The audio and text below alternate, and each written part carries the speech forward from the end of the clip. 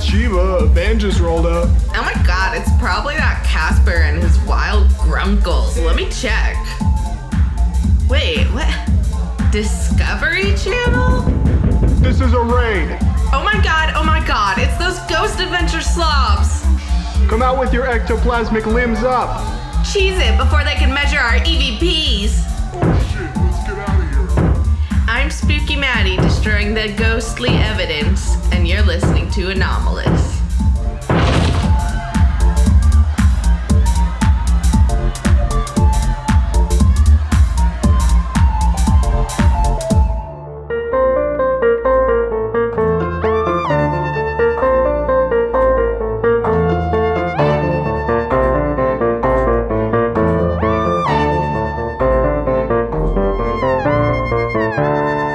Listen, everybody, for a tale about how the Perron story got turned upside down. This is Anomalous, Perron Family Haunting Part 2. I'm just Cullen, here to get scowled at the entire episode by my lovely co-host. Yeah, Spooky Maddie. Now, when you said yeah, were you Ariana Grande and then you became Spooky Maddie there? I was Ariana Grande for a split second. The spirit of Ariana Grande entered me, and then I'm Spooky Maddie now. You know what? I think you're even better than Ariana Grande. You're Ariana Venti. He made this joke like on our first date. And it worked, didn't it? No, it didn't. I was mad. Who's here 2 years later in the same house as me, living with me? A roommate? So, shit. Who is in an arrangement where they pay half the rent and live in the same house as me? I'm Spooky Maddie, and you're listening to Anomalous, where we speak on all things that go boom, bada boom, boom, boom in the night. Extremely funny. We're here for our second Perron family episode, our follow-up. You're watching that lively moment in Pokemon where they finally evolve, and we have evolved into a true crime, haunting, spooky time podcast with our first completed two-parter. We really have. I'm not going to say too shorter this time. You just did. Shit! Damn it. Yeah, some announcements. I want to shout out to all our new listeners, new followers. Just kidding. I posted that I started a podcast on my main Instagram. We didn't gain any followers, and I, in fact, lost followers. You had gotten a few windfall followers under like a name mix-up sort of situation. Don't tell them in case they are listening. They're not gonna listen. Yeah, but actually, shout out to Emily if she's listening to this. She was our one follower who followed us from my main. Shout out to my coworker Delaney. I don't think she's listened because she's still able to look me in the eyes at work. The second that gaze is averted, you'll know. Oh, yeah. We've got another one in the bag. Oh, yeah. It's shameful. I do shameful things on this. I'll burn every single one of my bridges at work if they listen to the freaking podcast for it. Oh, yeah. Honestly. So this is our second episode, like we said, about the Perron family haunting, a.k.a. the story behind The Conjuring. Sort of, kind of, not really, and I'm mad about it. The Conjuring numero uno. We watched The Conjuring last weekend. Both of them. Turns out I had seen it and forgot it, so take that for what it is. He had seen it, yeah. Yep. It was a fun time, though. I still like The Conjuring 2 better. Yeah. I mean, it's not, neither is a home run, but neither is a failed bunt either. You know? Oh my god, that was such a failed bunt of you. Wow. That strategy... That was a failed bunt of itself. It really was. I like them. And I'd say I'm more into horror movies than just Cullen. Horror? Come on, man. Yeah. This early in the morning? It's 1 o'clock in the afternoon. Well, I just had breakfast. Thank you, Duncan. Thank you, Duncan. That's a future thanks for when you sponsor us. That thanks is on hold. We want you all to pull out a notebook and write down all of the Dunkin' orders that you will get off of our recommendation once we get the sponsorship. That's so genius. Yeah, it'll never fail. Yes. So today we will be speaking on the true story behind the true story of The Conjuring. And if you haven't listened to the first episode, just finish this one, write down all your questions, go listen to the other one. write down questions you have from that one, and come back and listen to this one again. And then, to completely understand the story, share us on Instagram. Yeah, right. At an Anomalous Podcast. Follow us up. Yeah, so we're kind of gonna touch on the after effects of the Perron story, what happened when it received the limelight. Absolutely. So, considering the terrifying tale we covered in episode 1, it's undeniable that a bleak horror reared its ugly head inside the Perron family farmhouse. What we try to parse in this episode is, were ghosts and demons truly to blame? Or is the truth darker still? The second, often untold part of the story makes one thing clear. The Perrons weren't the only family to have their lives destroyed in the house. But a very, very quick recap, just in case you are the sort of psychopath who would only listen to the second part of this, which I guess I fall in the camp of because I like skeptical stuff. Perron family moved into this super old 1700s farmhouse, got spooked by ghosts, continued to get spooked by ghosts. It got way worse and worse and worse.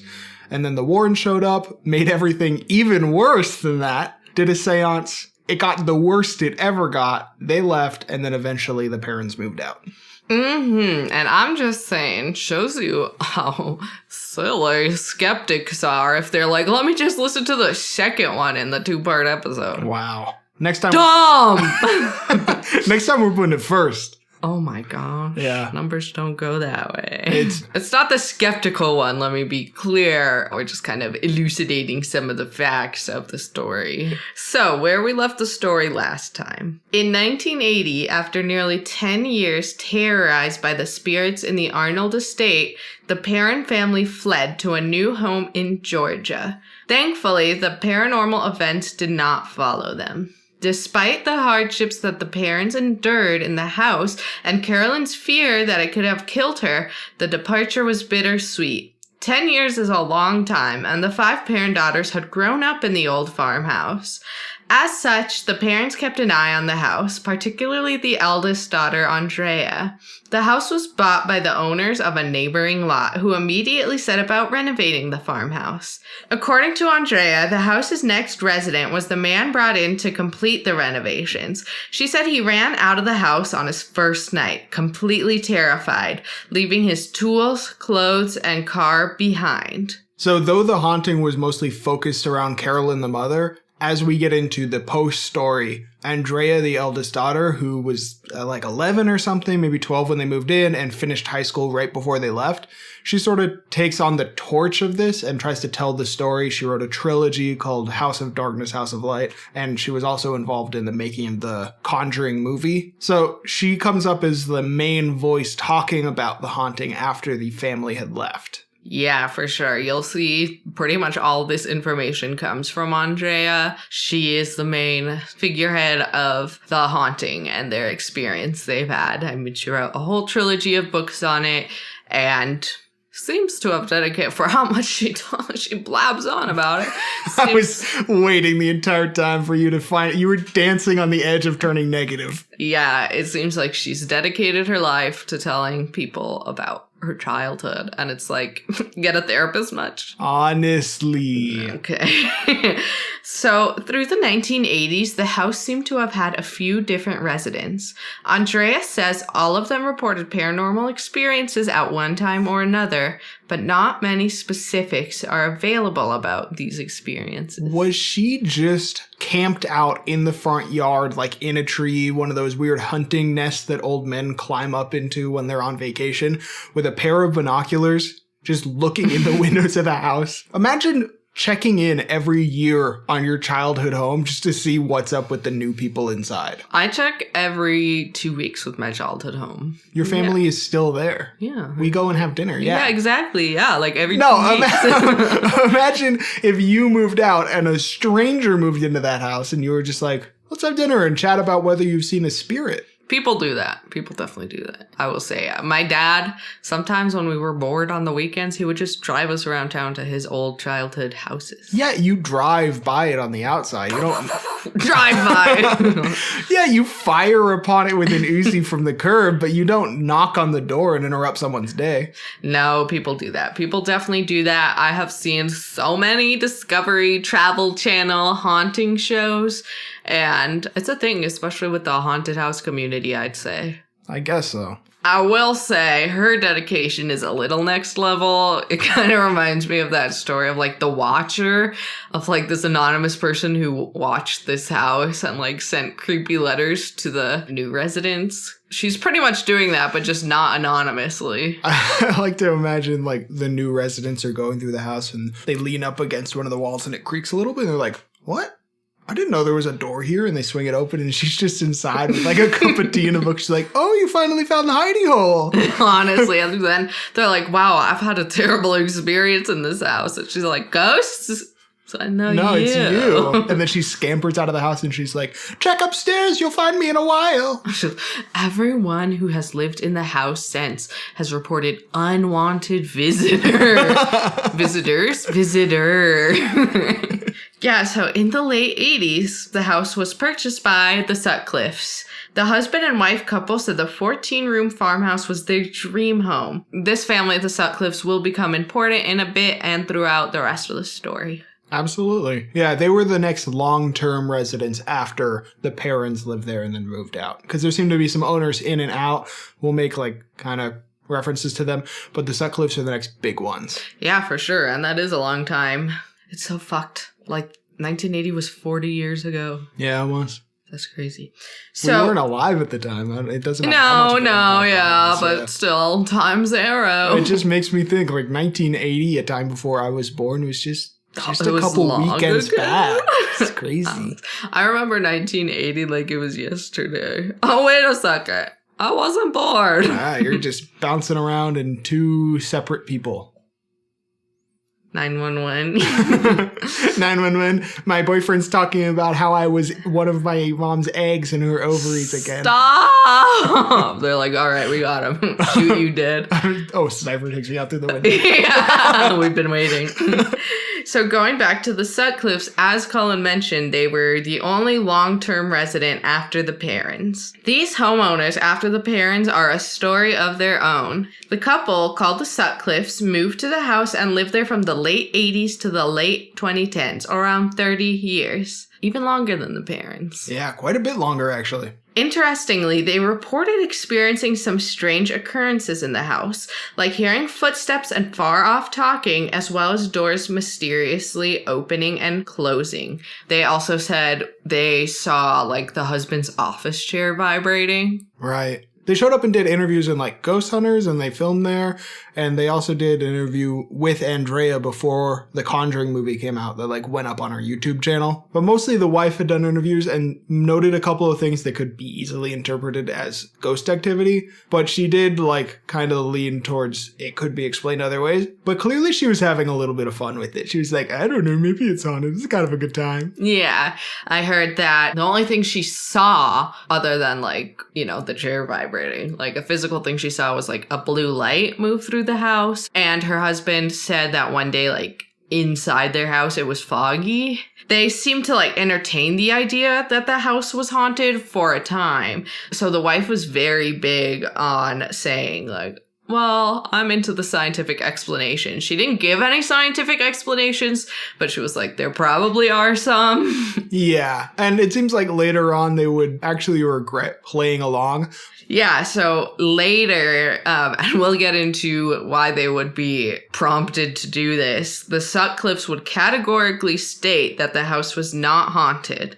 To them, they said it was just an old house with quirks like any other. Yeah, I mean, it's an old house and it had a reputation beforehand because of the Perron. So, you know, when you hear weird shit move around inside of a poorly built 1790s house, you're going to be like, is it ghosts or is it just all of the lead piping slowly killing us? That's fair. And we'll get into it more. It's not like they said, oh, actually, we didn't experience noises or whatever. But they were just clearly skeptics and were like, no, it's not haunted. And they definitely didn't have, obviously, as intense of an experience that the Perron family had. Definitely not. Yeah, they weren't thrown around the room or, like, Thank God they didn't have their oranges in their fridge fucked with and turned into blood. You don't want that. And an orange is just a nice, refreshing snack. Have you heard of them? Have you heard of oranges? If you haven't heard of oranges, we're going to get you up on the hottest new trend in fruit. Get on this. Orange. So the Sutcliffes pointed out that a minister had lived in the house for a few years and never reported anything supernatural. Lorraine Warren would then come out at the same time to say he wouldn't have told anyone if something had occurred. Cullen adds his editorializing is pretty much calling a minister a liar. Yeah, it's more or less this devoted Catholic woman calling I'm pretty sure ministers are reformists, aren't they? Is that a term that's been used since 1800? They're trying to reform the church, aren't they? Yeah, what are you talking about? Yeah, I think they're just a minister is from a Christian sect, not a Catholic sect. She, as a deep Catholic, is calling a minister a liar because he definitely experienced ghost activity in the house. He would never tell. That's that Catholic shit. Being haunted. Couldn't be me, Presbyterian Polly. Man, I really thought this doll would be more fun. Really, what I'm doing here is I'm calling Lorraine Warren a liar. That's all you ever do. Yeah, it's mostly what I do. Ruining our relationship. I've been muttering it in my sleep. There's 3 of us. It's me, you, and Lorraine. And you know what? Your defense is ironclad. I can't stand up against it. Yes, Ed was a pedophile, but his wife, truthful till the day she died. I didn't say truthful till the day she died. I just think it's fun, not the pedophilia part. Thanks for clarifying that. Thanks for saving our skin for another day by clarifying that. I would kill him if I had the chance. But he's dead already. Yeah. I did not have the chance. She didn't have the chance. I'm glad that we circled all the way back around to like a post-mortem death threat on an old man. Oh, you have to. It happens every episode. It's an Easter egg. That's all the description of this one talks about is we threatened Ed Warren's life despite him already being dead. You gave us purposefully the reputation of an anti-grandparent podcast. Specifically grandma, but yeah. I specifically did not bring that up. Down with Lorraine. Damn. Well, down with Ed, too. He was a pedophile and he's already down, I'd say. That's between him.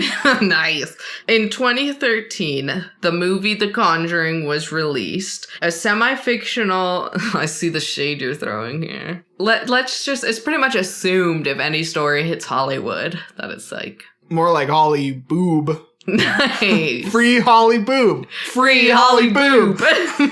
We're like a month and a half late to this. Oh, yeah. I love that meme. It's like, I wish all people with boobs a very, can I see them? I'm by Maddie. No, just send your titty pics to our PayPal down below. Wow. So in 2013, the movie The Conjuring was released, a semi-fictional horror film based off the Warrens' case files. Immediately after the movie hit theaters, life became very difficult for the house's residents. Onlookers and trespassers became rampant and a constant stress. Yeah, that's to be expected, and that's pretty shitty. It's very shitty. I started out being like, oh, wow, shitty that the release of this movie included enough details to ruin that person's life. And then I listened to some of the testimony of Mrs. Sutcliffe, and I was like, oh, is this just an old white lady complaining about people on my yard? And then I listened to the next 25 minutes of her going through specific encounters with people on her property. Yeah. And just being screamed at. Apparently there was someone who recorded a video that almost hit 1 million views of someone just running up, setting the Annabelle doll in their porch and screaming, she's gonna get ya, and running away. Yeah, wasn't that like in the middle of the night? Yeah, right in the middle of the night. That is fucked. You know, I get that it's like the true story. So, and you know, people will get the names out, but I want to say Warner Brothers didn't really do anything to stop these onlookers from the house. Yeah. And I mean, they kind of set them up to just have a really annoyed existence. Yeah. They didn't contact them before the movie was put out, and they certainly haven't helped them since. Yeah. So that is pretty decidedly shitty on the studio. But It started the investigation of Mrs. Sutcliffe, who, in her rage, began putting together a full hour-long documentary about all of the claims that the Perron family and Andrea Perron had made over the course of the last 40 years. After being unable to defend the peace of their home with fences and no trespassing signs, the residents took a new, Just Cullen-approved approach. Ding! They began to meticulously research and debunk the story of the house. They worked with local historians and dug through historical records to disprove the claims of the Conjuring, the Warrens, and the Perrons. Mrs. Sutcliffe put together an hour-long video addressing, with documentation, every last detail. Cullen loves this video. It's a pretty great video. I'll say the first third slaps. Killer all the way through. The last 2/3, you know what? I'm just going to say it's good. Nice. It's not great. What we're going to do is kind of go through the story again and see if the real up-to-date facts about what historical records say happened.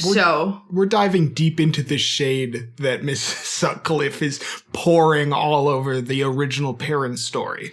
Yeah, so the information in this section is thanks to the Sutcliffe's very well-evidenced research, in addition to other sourced articles. As we said, if you start to look into this, people had very strong opinions, and they had a pretty good reason to. Yeah. We'll get into. And she's not the only person to try to push back against these claims. Clearly, she has a personal investment in this, but there are plenty of other articles, mostly from people that admittedly have the same sort of, like, unapproachable, negative, unfun demeanor that I do. Yeah. That are all saying, here's all of this stuff that doesn't really make any sense. Yeah, there's a lot of people who are just, like, even sadder and angrier than Just Cullen as a person. Which is impressive. It's impressive. You gotta hand it to him. It's oppressive.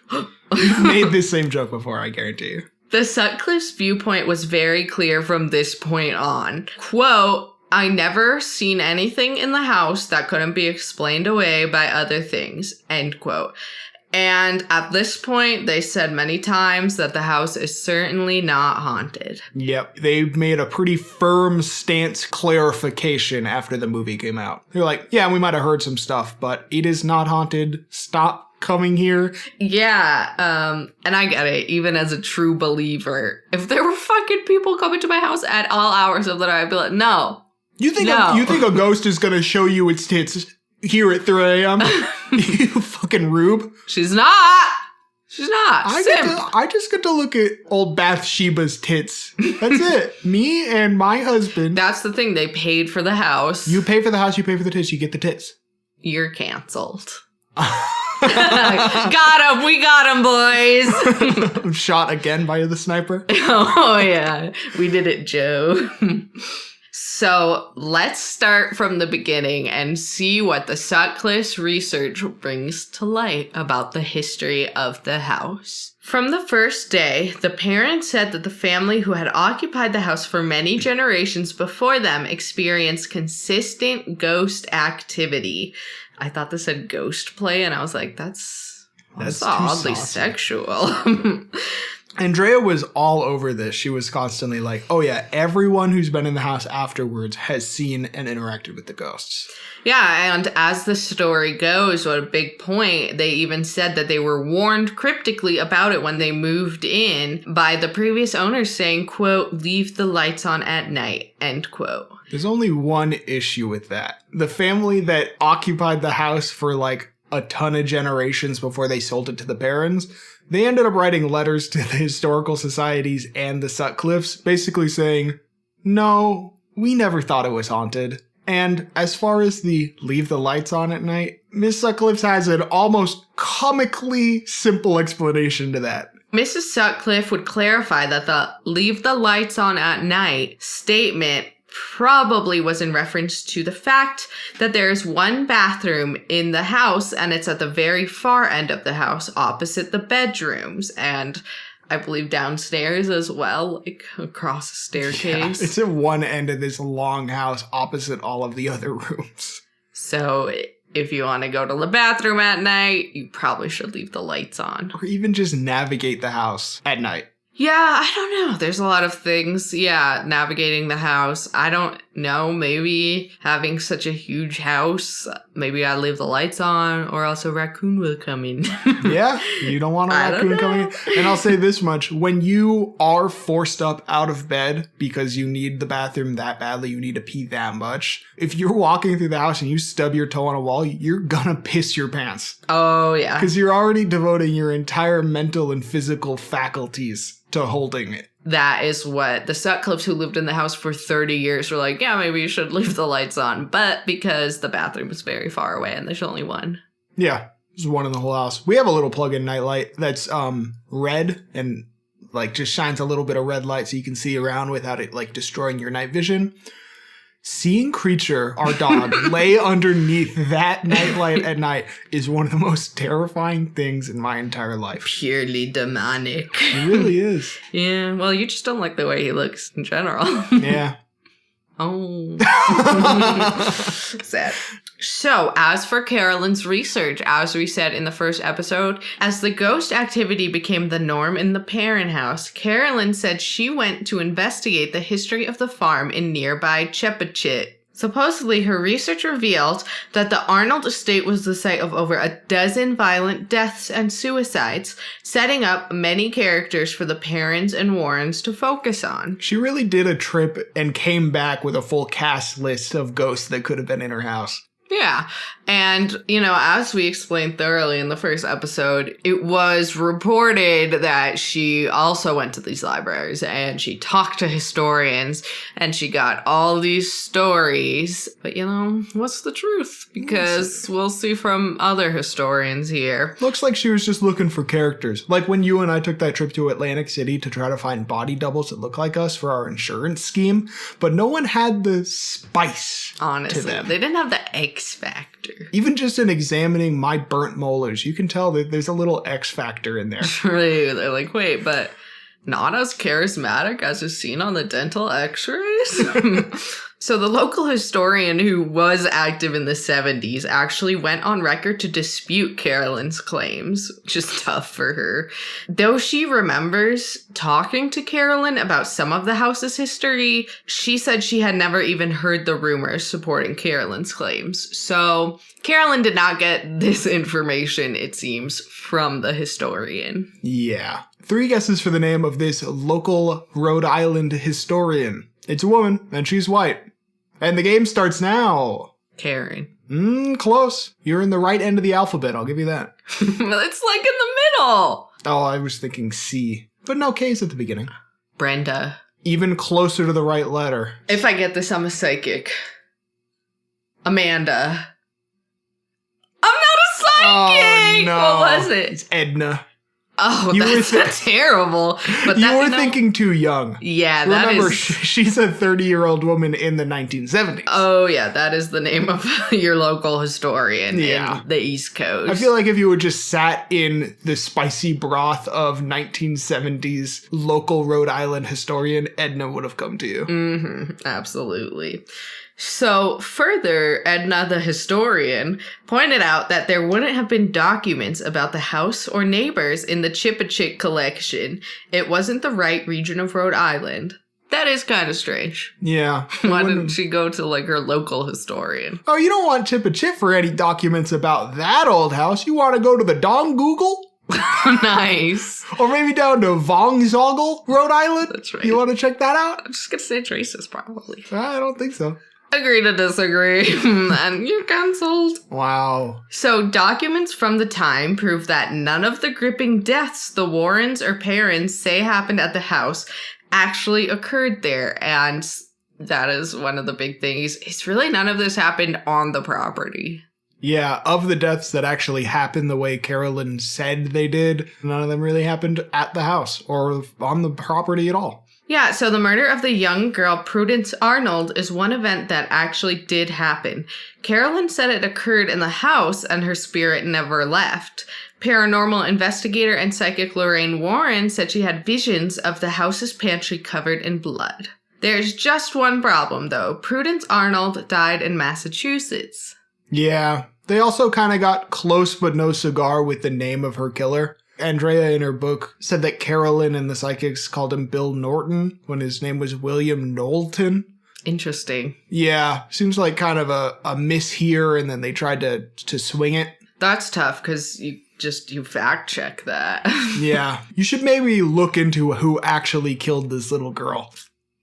But it's okay. It's all right. Remember that viral video of The little girl getting killed? What is this? no, of that psychic? Like the interviewer shows her a picture of her as a child, and she's like, "What happened to this child?" And the psychic's like, "She's dead," and then she's like, "It's me. I am this child." That was crazy cuckoo bananas. Mm-hmm.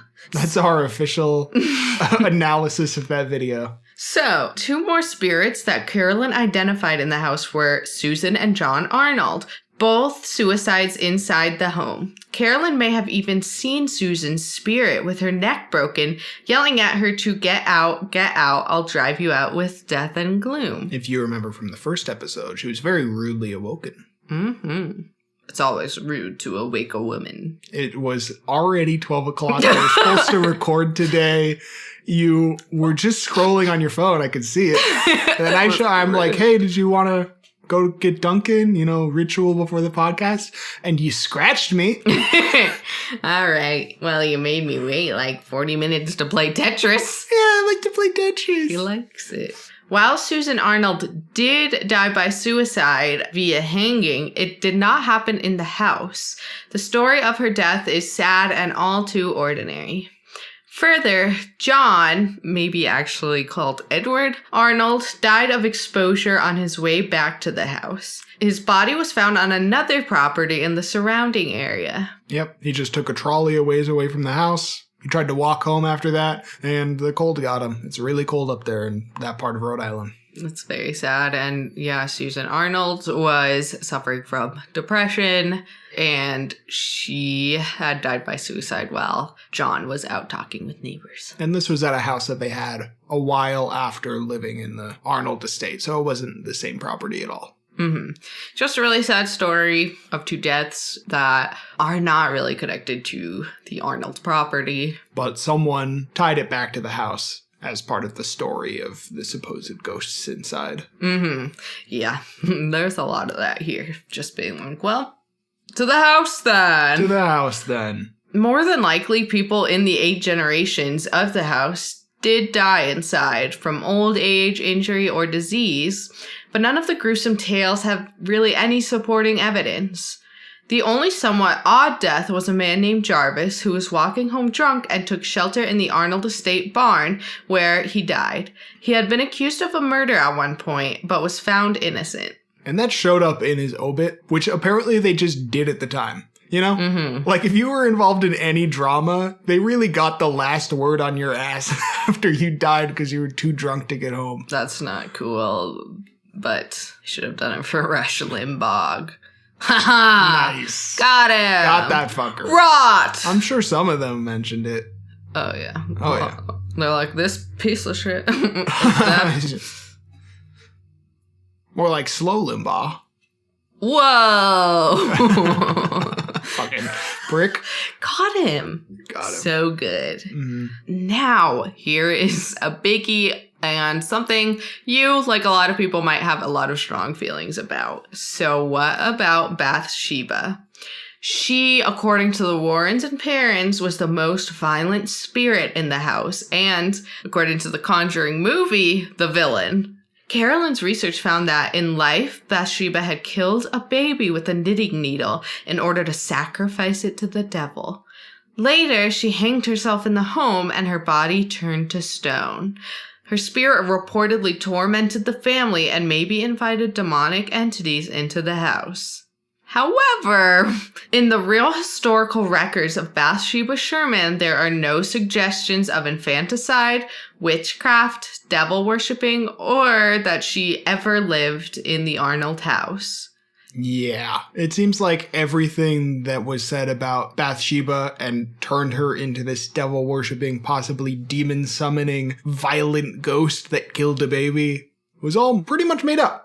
Yeah, what do we know of the real Bathsheba? Well, we know that she was born in Rhode Island in 1812 and married Judson Sherman in 1844. They were ages 32 and 33, respectively. Bathsheba had one child, Herbert, at age 37.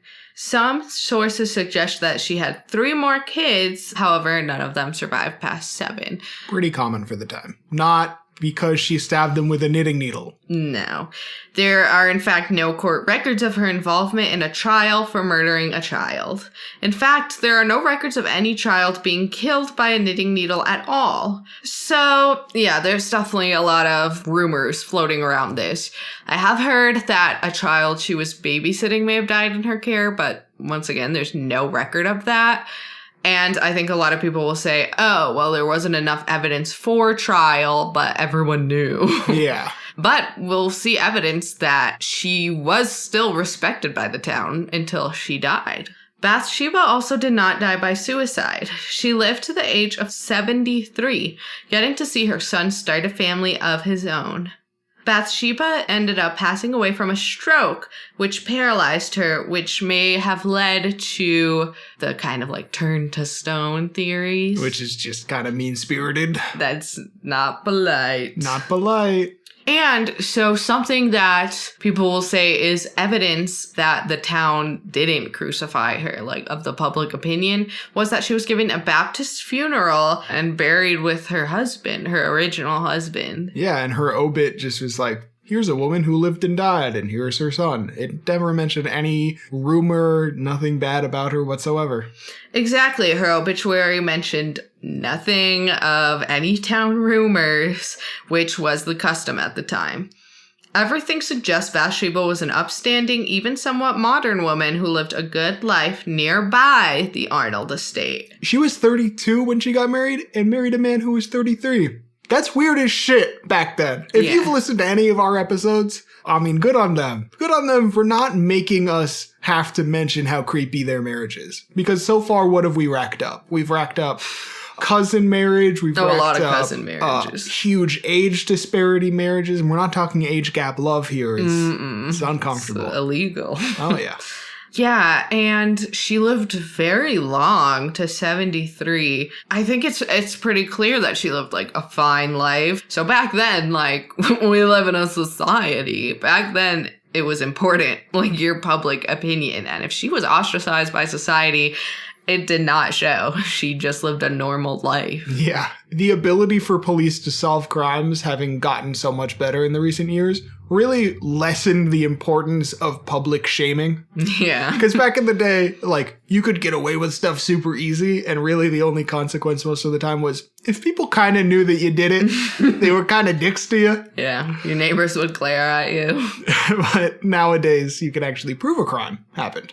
Damn. So you don't need to moon our neighbor, James, every fucking day. Every day. And that's just for no reason. He has commit nothing wrong. He talks to us when we're in our yard, and it's like, this is our private space. Yeah, that's weird to me. That's trespassing, technically. His words, at least, are trespassing into our yard.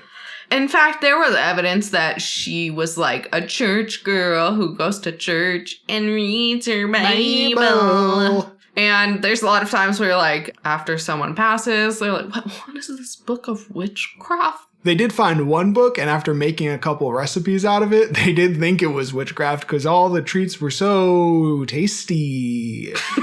Nice. Was it worth you sitting here for 5 minutes in silence while they put that joke together? I jotted it down on a piece of toilet paper. It happened, so there's no use just... Ah, shit, I've got these squares out of order. No!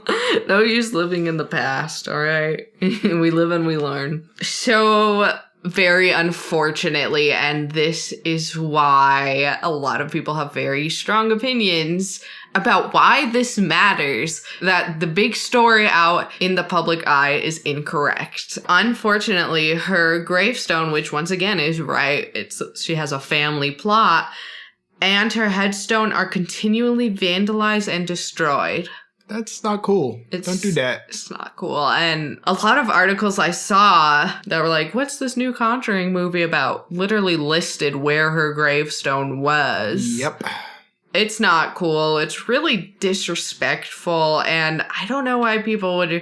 So presumably, like, you believe the story of the Conjuring. So presumably you believe in, like, ghosts or some shit. And then you desecrate a grave. Not a good idea. I don't understand. That's disrespectful. You're giving horror movie nerds and true believers a bad name. Yeah, true believers don't go on property to check out a house where people are currently living, and they don't kick over a gravestone because they heard someone was a witch. And why would a ghost give you the honor of revealing themselves to you when you're just being a jerk about it? Yeah, you get what you give. Even with ghosts.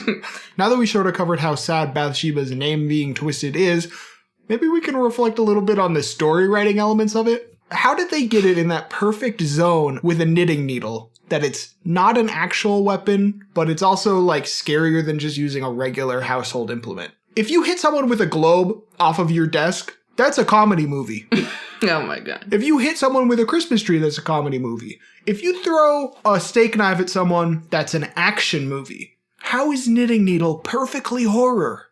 That's the thing. When you hear the story, you're like, that can't be true. It wasn't. It really was there not. You go. Okay, so if you're like me and you really believe in like an afterlife or anything, you should be even more sure that you're not just like saying these shitty things about her, about this woman who passed and had a perfectly normal life. Like that should have an effect on you. That's not cool that her gravestone is always being vandalized. But here's a joke.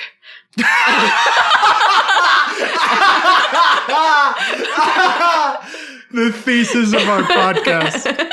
The harshest relationship. It's not about Bathsheba. It was like so funny that Rush Limbaugh was against trans rights when his gravestone is going to become all gender bathroom. Very good. Extremely fun. If you get anything, we really hope you took our word in the first one where we're like, hold out your opinions on Bathsheba's story for the second one. She was not like a devil worshipping witch who sacrificed her child. If you just listened to the first episode and already flew to Rhode Island and pissed on Bathsheba's gravestone, you got too much time on your hands. Yeah, and you shouldn't be traveling. We're in a pandemic. It's unsafe. So, now that we have the real story behind The Conjuring, let's get into some theories about what the hecky doody. Do you want to retake that?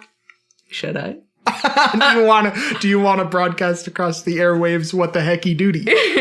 What the hecky doody is happening or happened in the old Arnold estate and to the Perrons. So, this is an after analysis of the story. We have like theories in two camps. It's not the most extensive theory section, but it really is just in the camp of did something supernatural happen or did something not supernatural happen? For all of you hoping we're just going to explain all of this with aliens somehow, I understand the temptation, but you can't put it in every episode. You got to space it out. This one's fun on its own. Yeah. We'll shoehorn it in pretty much any other one. Oh, yeah. But not today.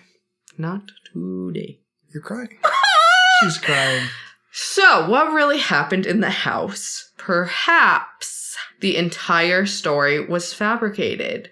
Here's a theory that the story wasn't really true, but everyone had an okay intention. What a lot of people theorize, a lot of the skeptics nowadays theorize that maybe Carolyn did really believe that she was being haunted, that the house was haunted, but maybe she was dealing with some severe mental health issues. There are other examples of experiences with ghosts, aliens, all sorts of paranormal or extraterrestrial interactions being explained with a episode of psychosis. Yeah, so maybe she was convinced the house was haunted and she was really experiencing things. She could have been seeing or hearing things that weren't really there. Experiencing some sort of psychosis or psychotic break. And that has to be extremely frightening as a child and would explain why the kids went along and the husband, Roger, really didn't go along with all of it and was more so concerned for his wife and the way that the Warrens' investigation leading into her beliefs could have made things worse.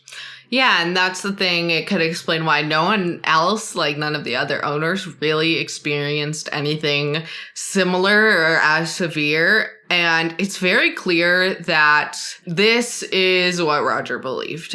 He believed his wife was going through something very severe. And that is why he was not happy that the Warrens were there experiencing things, making things worse. And he was just really concerned about his wife's mental health. And, you know, the girls did say they experienced things, but the matriarch of the family who raised the children, I think she could easily pass on ideas as the parent to the girls. Yeah, absolutely. And by all accounts, Carolyn was like losing weight and was terrified and was having these experiences very genuinely.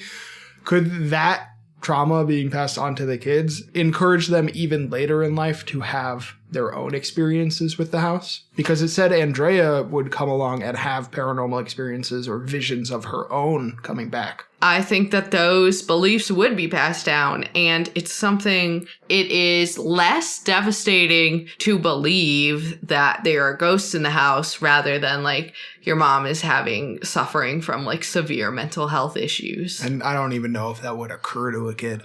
If you're indoctrinated to believe this event happened and was like such a huge part of your childhood, I don't think it's gonna be easy to let go as an adult. I mean, pretty much what psychology was based off of is like your parents fucked you up. Yeah. But there is also the case, it's called like folie deux. It's a shared psychosis, and it can happen that a lot of people who are very close. So there has been evidence of like twins, relationship partners, and families. It does happen in families that everyone has like a shared delusion. Yeah. So, madness for two in French, right? Yes. Yeah, it could have been like, this is what the children were taught to believe. Because, you know, I trust and believe my mother. You're not going to have these like 5 to 10-year-old girls seeing their mom like run around being chased by what she claims is a ghost, and they're just like, cool your freaking jets, mom. Chill out a little bit. No one's biting on your little line of BS here, ma'am. This theory, I think if ghosts weren't involved, this probably is the case that this like was a very scary experience that Carolyn did have. Honestly, for me, from our perspective, this is much more frightening than a genuine haunting. That's fair. It's also something that makes you think like the stigma behind mental illness, and especially things like psychosis, is so strongly ingrained that, you know, like I said, maybe the children would rather believe that there was ghosts rather than like their mom had a mental issue that could be treated. And even Roger is like more alright with a bunch of psychic investigators showing up than calling a psychologist to come look at his wife. Yeah, and you know, especially not that it's his fault. Yeah, especially at any point in the past, like the 70s. And I think they were talking about that with the Enfield haunting, that the mom really didn't trust psychologists, like didn't want her child to be evaluated by a psychologist. Sure. You know, the story might be different if we didn't have such a strong stigma against the mentally ill in our society. Absolutely. And it just is interesting. It brings up 2 quotes. So the first kind of has to do with like that stigma. It was a quote from a filmmaker, and the filmmaker said something like, oh, well, either Carolyn is crazy and all this was just made up and Carolyn's off her rocker, or it was real and Carolyn is not off her rocker. And I think that is very toxic mindset, and it's just a shitty thing to say, and it kind of just shows the like opinions and the biases people have, that it's not a shameful thing to experience psychosis. It's not something that people can help at all. Mental illness isn't something that people can control. So I was actually seeing this brave new therapy. I've been hearing about it's coming out of some of the big colleges. It's actually just like, take a chill pill. You know, just when you're having a lot of trouble, just don't. Honestly, that's me at therapy, though, because they're like, well, you know, you have this like really extreme mental illness, which is OCD, and it's hard for you to function, and there's nothing wrong with that. And I'm like, yeah. I'm built different, though. I'm built different. Yeah, I actually did hear you the other night, and you said So how does my dump truck play into this? Honestly. Can my dump truck help me out of this? Can it shovel some of the mental illness out the dump truck? Unfortunately, it can't. That's unfortunate. If there wasn't such a huge stigma against mental illness, and particularly like psychosis and like psychotic disorders, then we might be telling a different story. Might not have been a movie, a hit movie.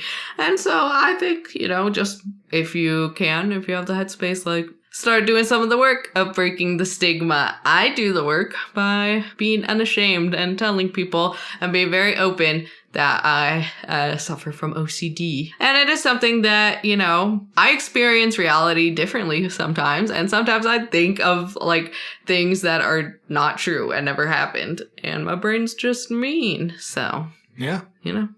So break the stigma. Oh, and it also reminds me of a quote from a skeptical society about the Warrens specifically. As we've alluded to before, so Ed was a demonologist and they were devout Catholics like believe in demons, right? Stuff like that. Yeah, they're called Protestants. Damn! But yeah, as a demonologist, for what I've seen, they tend to go there a lot, be like, oh, there's a demon. Because like that's their specialty. So I saw a quote from one of the skeptic societies, and all the skeptic societies who did interact with the Warrens say like, they're nice and they mean well, but telling a mother who is like panicked and sure that her son is possessed by a demon is like telling someone who is paranoid that the CIA is watching them that yes, the CIA is watching them. And I think that's something to keep in mind with this case. The Warrens came in and they're like, oh yes, actually all these things did happen here. You're being haunted as shit. Yeah. The only demon that your son is possessed with is the demon of adolescence. Damn, honestly, though. The demon of I know you're trying to have an open household with no secrets, but give them a lock on their door. Builds trust. Mm-hmm. Once again, that kind of mindset of just confirming what could have been a delusion is something that Roger was very concerned about as it was happening. Yeah. So there's the idea that Carolyn was affected by it, but there's also a slightly less innocent approach to the fabricated story. Yeah, so another theory that we had was that this story was fabricated and the experiences were fabricated. Like Carolyn did not experience any of these things. She just made it up for the motives of either cash or attention. Why does anyone lie on the internet? Well, here's one question to start off. She clearly helped fabricate some of these stories about the previous tenants in the house and the deaths that occurred, because a lot of the historical information came from Carolyn and her quote-unquote research. Do you think that those detailed results of her investigation could have happened whether she was doing it on purpose or whether she was doing it because of her genuine, possibly psychosis-ridden fear of the house? I think a thing that happens with hoaxes is there's this one small idea. It's oh, the house is haunted. And then it spirals, This is something that always comes into question when a story becomes famous and hits the public eye.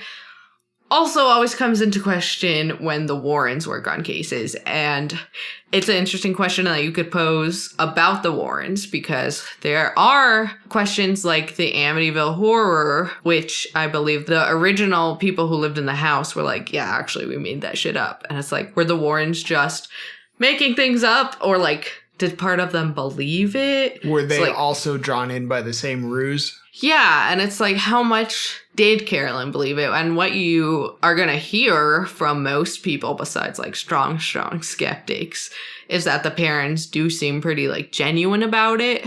But it's hard to say, Absolutely. I mean, of course, Carolyn could have researched this stuff and maliciously looked into details and made up stories. But also, with certain mental illnesses, sometimes you are pushed to do a bunch of research and maybe get stuff wrong or fill in blanks in a scary way. Like if she heard secondhand about John Arnold and Susan Arnold's deaths, She could have tied that back to the house because of her overriding, like, phobia of the home. Oh, yeah. Oh, yeah, I could speak to that. Googling WebMD. Oh, no, every time I have a headache, Googling and be like, wait a second. Do I have testicular cancer? Seems like it could happen. Oh, no, my testicles. Where are they? But you want to give people the benefit of the doubt. I do. I don't want to give the Warrens the benefit True. of the doubt, but we'll cover more stories about their escapades. I think it is more likely that Carolyn, like, did experience these things. Sure. But especially when you look at how different the, like, quote-unquote history she looked up was. Yeah. And how dramatic the history was, that it just is not true. Seems like if it was genuine, Carolyn was doing that thing that, like, you do in RPG video games where you, like, go up to the beggar on the street and hand them a coin and they tell you a rumor about the town. Oh, yeah. She was That's like, fair. I'm thinking that my house is probably haunted. What do you know about it? He's like, well, I have a couple of secrets, but maybe some coin would loosen my lips. And she throws a canvas sack full of, like, vintage dimes. And he's like, well, I heard that Susan and John, and goes into all the details about the nonsense that ended up being believed. Yeah, that's fair. And it seems that this story kind of does have, you know, if you're a doubter, has a lot of elements that you're like, that is like so already Hollywood-esque. Honestly, for 8 generations to live in the house beforehand and there weren't any documented spooky deaths, that's kind of weird. Yeah. I mean, you at least expect your grandma to, like, slide down the stairs on her stomach like a penguin and hit her head on the front door. Oh my God. That's You terrible. expect something like that to happen just by pure luck in the spans of a house. Yeah, and I think a lot of people are left with a bad taste in their mouth with just how much the story Carolyn reported just does not match up with reality.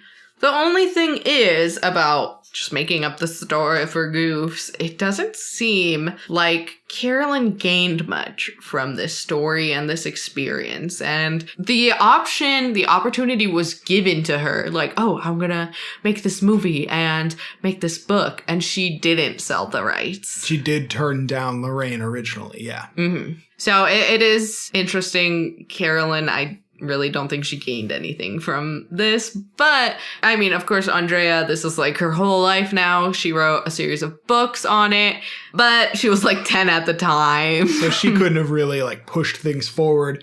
If at 10 years old she was thinking, I'm gonna write a trilogy about this and push a Warner Brothers / New Line Cinema movie about it in order to make just sort of like a modest living.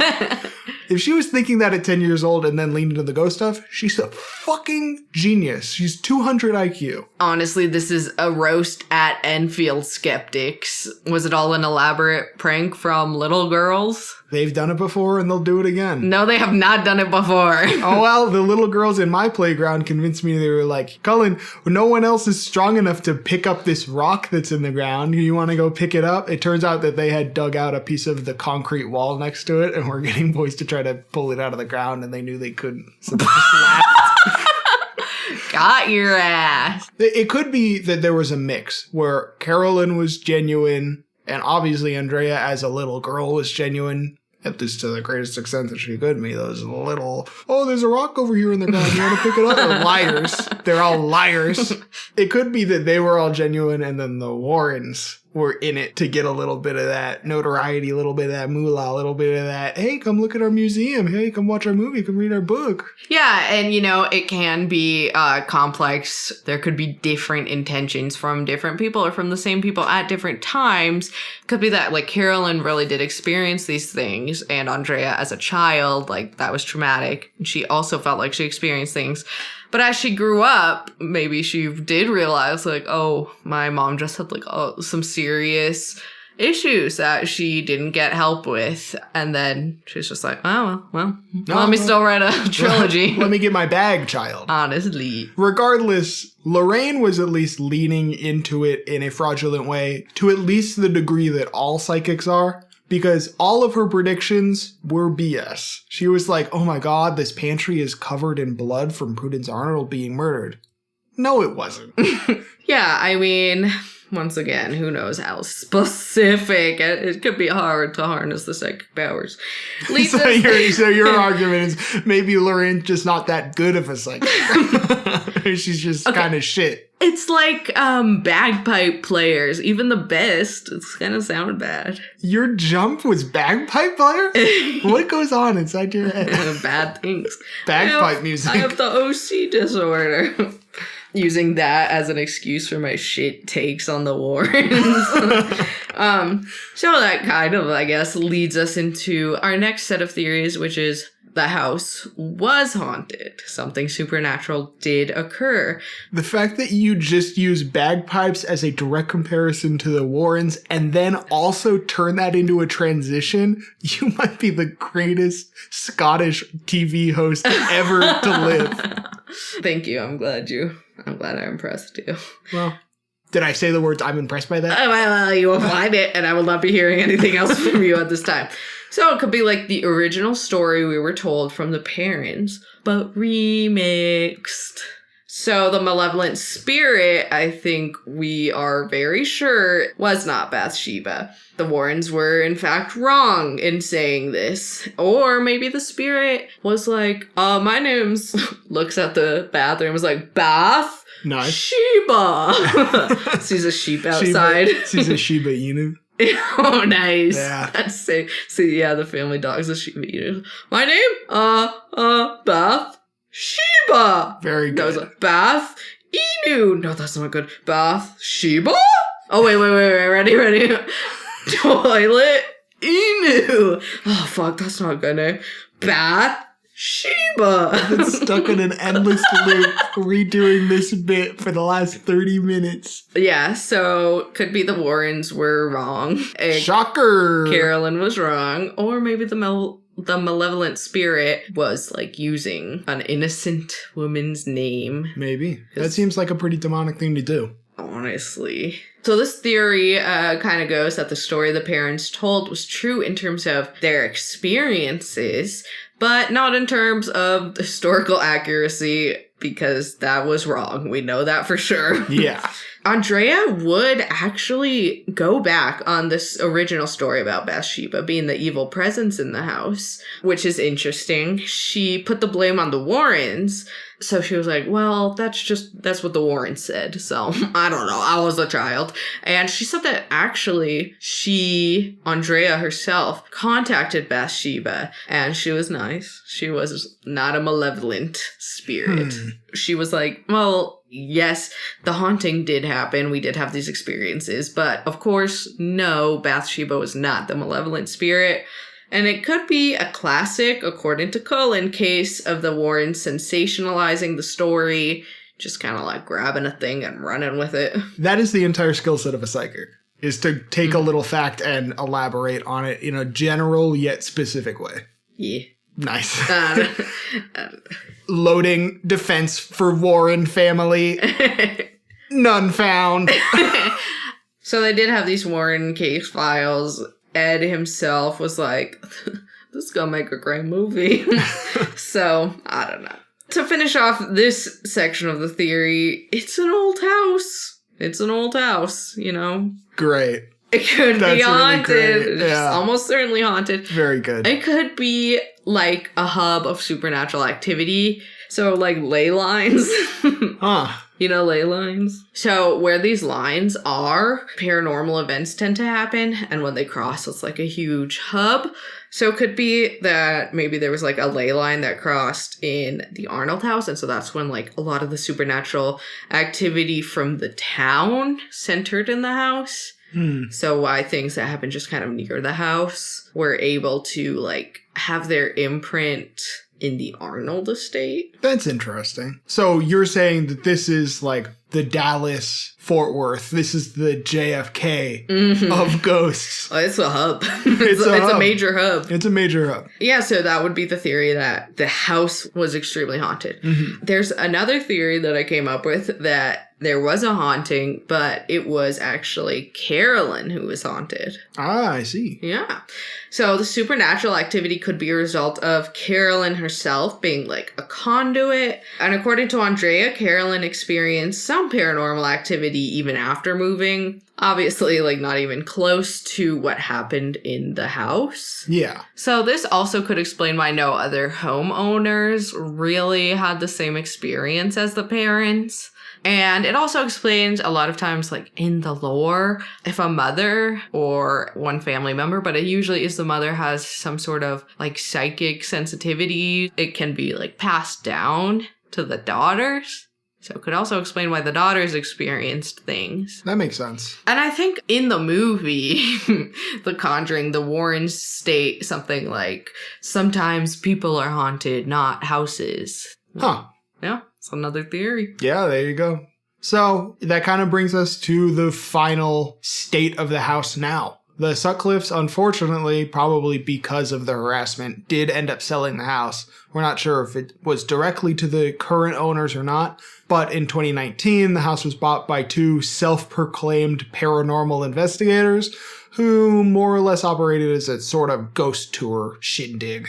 Yeah, obviously, they're not bothered by the people who want to investigate it because that's how they make money. Everyone who trespasses onto their land, they're just like, that'll be $5, please. As we stated early in the episode, the Perron girls still visit the house occasionally, especially Andrea, who says that it still feels like home. That's nice, I guess. It's nice that she still has that positive connection to the house. But it is weird. It's weird. Why didn't she buy it then? You know? I don't know. I don't know. She can't dump all of her book sale money back into the freaking house. It's not going to get more new ghosts to write a book about.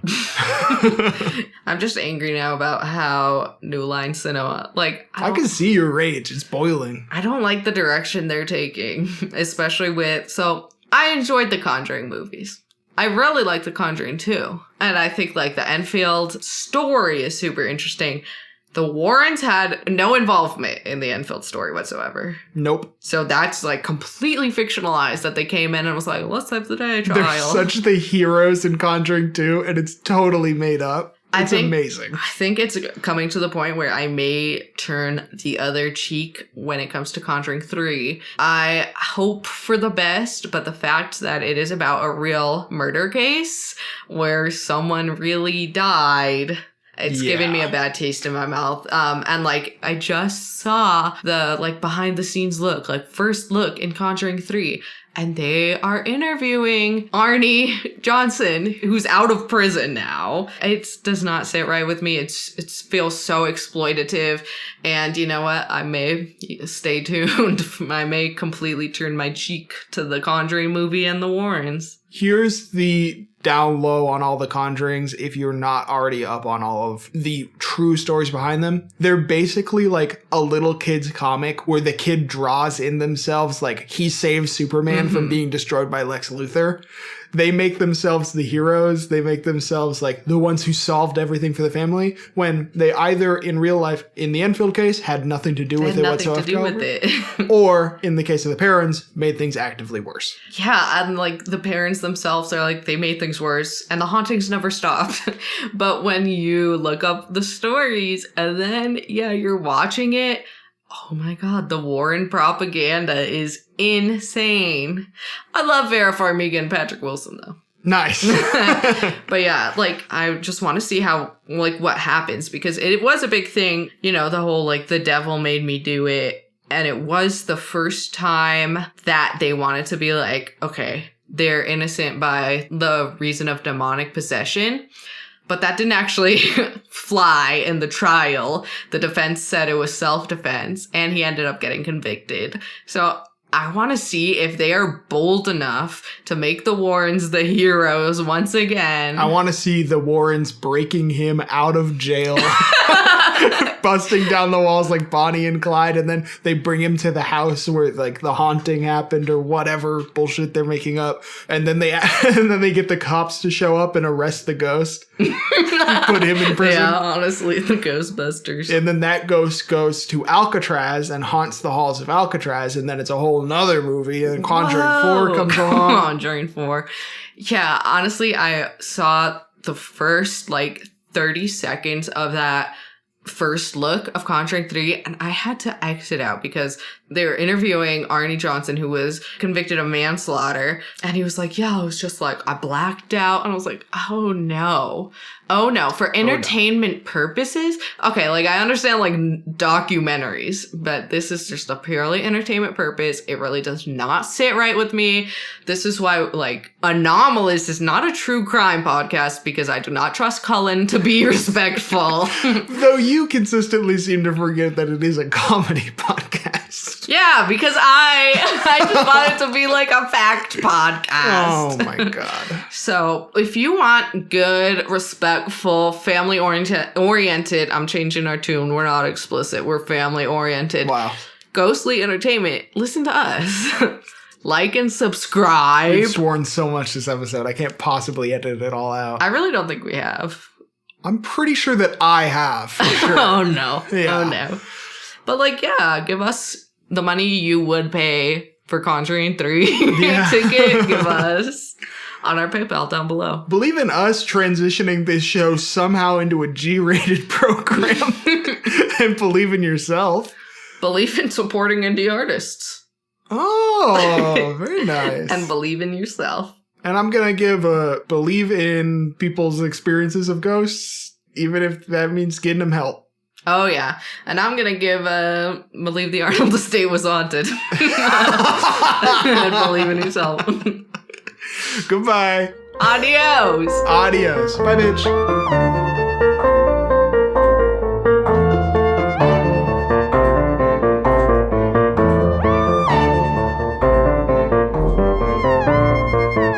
Later, biatch. Happy trails, bitch. Sad trails, bitch.